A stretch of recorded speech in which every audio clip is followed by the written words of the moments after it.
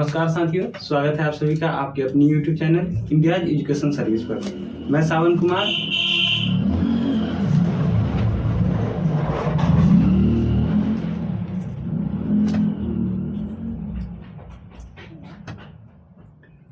कुमार आप लोग को पता है कि इतिहास चल रहा है, तो आज हमारा तीसरा वीडियो है जिसमें आज शुरुआत करेंगे क्रांतियों का युग 1830 से 1848 तक की इतिहास को जानेंगे।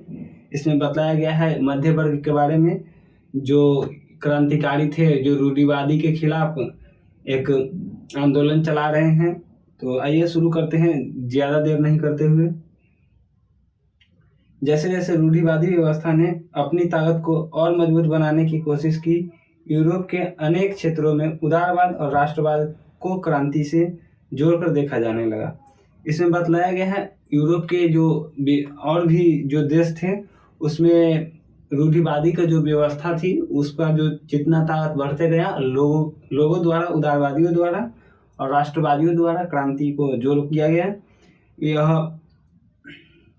यह इटली और जर्मनी के राज्य, ऑटोमन साम्राज्य के सूबे, आयरलैंड और पोलैंड से ऐसे ही क्षेत्र थे। इन क्रांतियों का नेतृत्व उदारवादी राष्ट्रवादियों ने किया था, जो शिक्षित मध्यवर्गीय विशिष्ट लोग थे।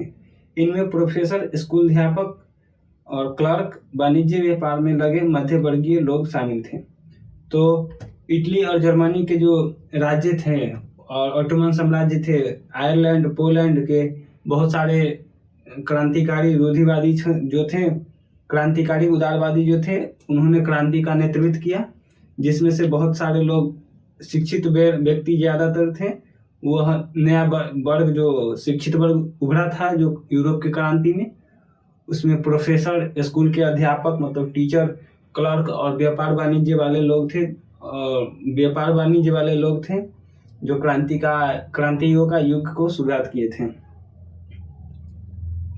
प्रथम विद्रोह फ्रांस में जुलाई 1830 में हुआ था, जिसमें बुर्बो वंश के राजा जो थे,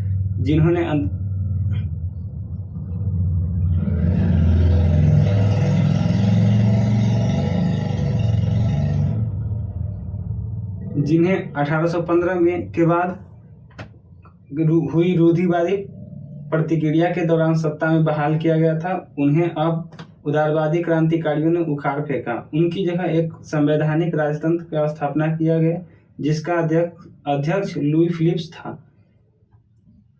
जैसे कि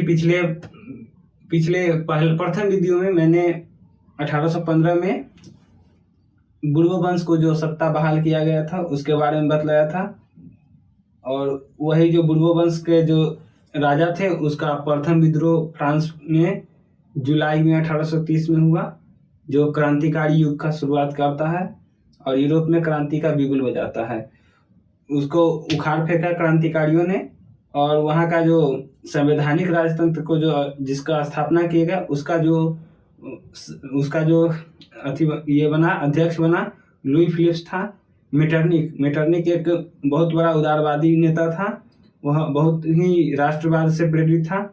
उसने एक बार यह बतलाया था कि जब फ्रांस छींकता है तो बाकी यूरोप को सर्दी जुकाम हो जाता है। इसका मतलब हुआ कि जब फ्रांस में जब भी कोई परिवर्तन होता था तो उसका प्रभाव पूरा यूरोप पर पड़ता था। एक तरह से वो पूरा यूरोप का मेन बॉडी था, उसका पूरा माइंड था। जैसे ही फ्रांस को कुछ होता तो उसका प्रभाव पूरा यूरोप को पड़ता। वहाँ चाहे महंगाई बढ़े तो पूरा यूरोप में महंगाई बढ़ जाता था। उसी प्रकार जैसे ही फ्रांस में कोई क्रांति हुआ तो उसका जो प्रभाव था बाकी बात सभी यूरोप के राज्य में पड़ते हैं। जुलाई क्रांति से ब्रसेल्स में भी विद्रोह भड़क गया। जो फ्रांस में जुलाई में 1830 में जो फ्रांस में क्रांति हुआ था उससे ब्रसेल्स को भी प्रभावित किया, जिसके फलस्वरूप United Kingdom of the Netherlands अलग हो गया। इससे जो इंग्लैंड का विभाजन हुआ, यूनाइटेड किंगडम जो था उससे नीदरलैंड अलग हो गया।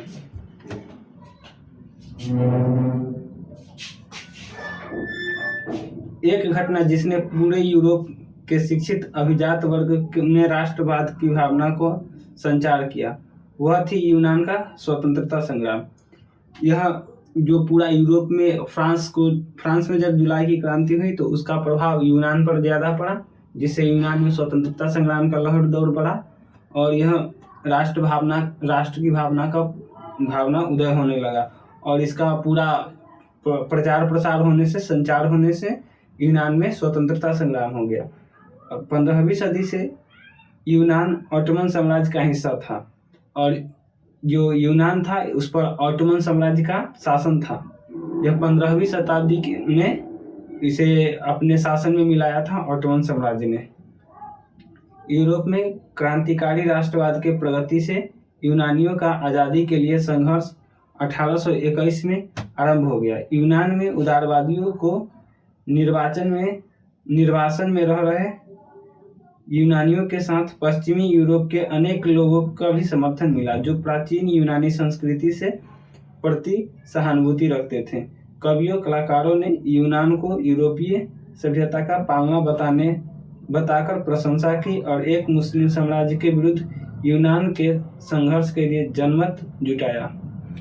तो इसमें बतलाया गया है कि यूनान को सब प्राचीन यूनानी संस्कृति का पालना बतलाया गया है। यूरोप का जो कल्चर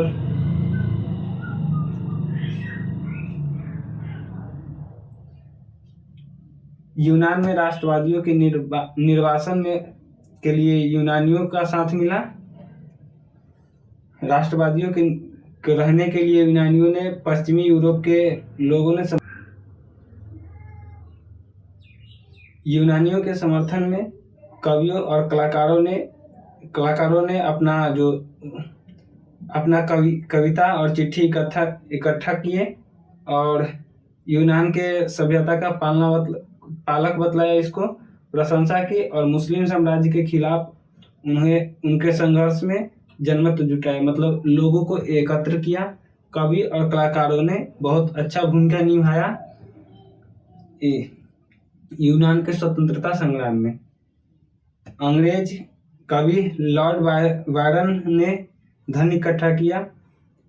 मुस्लिम साम्राज्य ऑटोमन साम्राज्य के खिलाफ लड़ने में अंग्रेज कवि लॉर्ड बायरन ने धन इकट्ठा किया, लोगों से फंड इकट्ठे किए और इसे युद्ध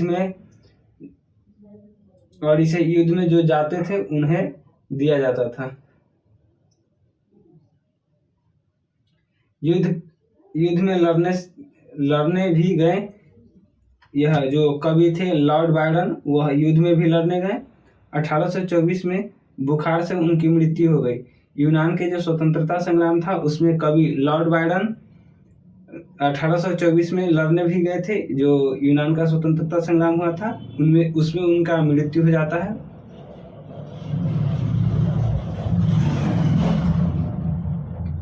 बुखार लगने से लॉर्ड बायरन की मृत्यु हो जाता है। अतः 1832 में कुसुनतुनिया की संधि ने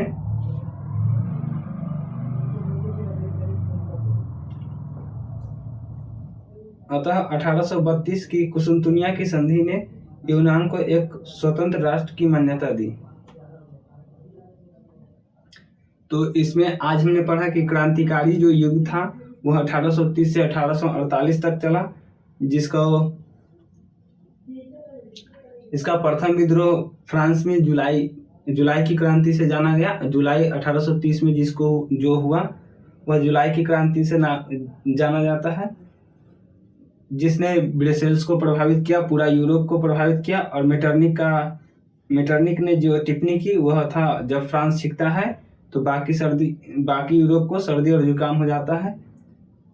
तो आज का क्लास यहीं पे समाप्त होता है। जब खेलते रहिए, मस्त रहिए। जय हिंद, जय भारत।